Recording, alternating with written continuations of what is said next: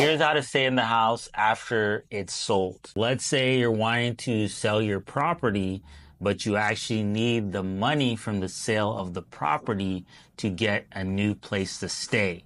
Here's how you can do it. What you can do is you can talk to the realtor, the investor, or their buyer and simply ask them, hey, can I stay in the property after it's sold? I need about 30 to 60 days to find a place to stay.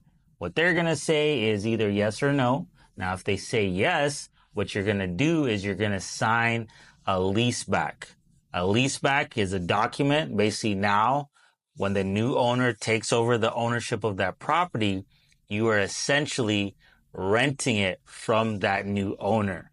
If they're generous, they might say, you know what? Go ahead and stay in the property for 30 to 60 days after we close on the property so you can find a place to stay, and they might even let you stay there for free. Okay? However, you are now a tenant of that property. Okay? So if they don't let you stay there for free, they might charge you market rent, whatever it is, let's say $1,500 a month, and they can either take it out of the proceeds of the sale of the property. So that's how you're going to stay in the property.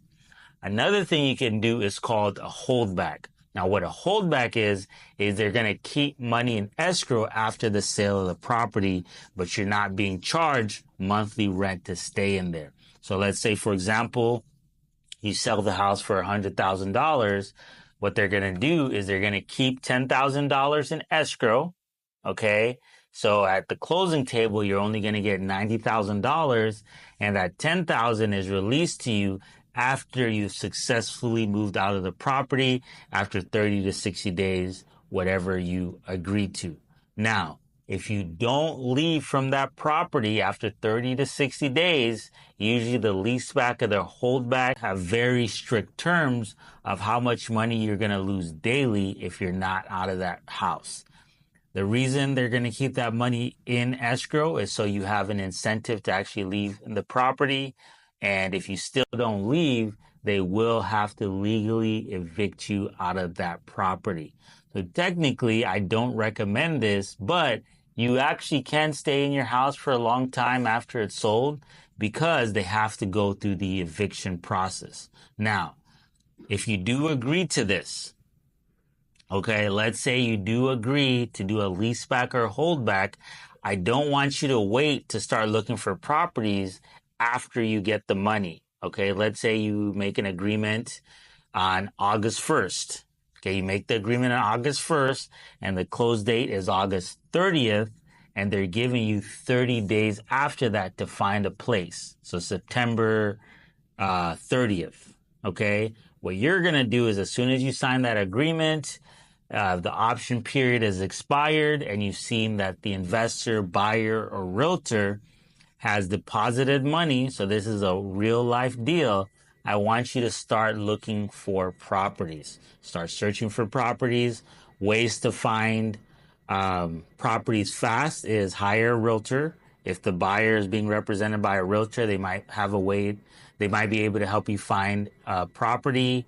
Or if you're going to rent an apartment, hire an apartment finder, okay? You don't have to pay the realtor and you don't have to pay the apartment finder.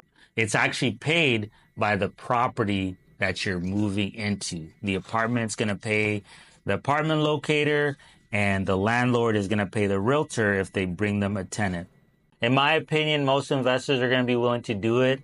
But if the investor, realtor, buyer is not willing to let you stay in the property after closing, then my recommendation is just find another buyer. Okay, there's a buyer out there who's going to be willing to let you stay in the property. The reason buyers and investors and realtors are very hesitant to do that is because there have been scenarios that I've actually been part of where we close on the property and now the tenant doesn't want to leave. Okay, they have all their money and most of it, and there's no incentive to leave. Okay, $90,000 is a lot of money.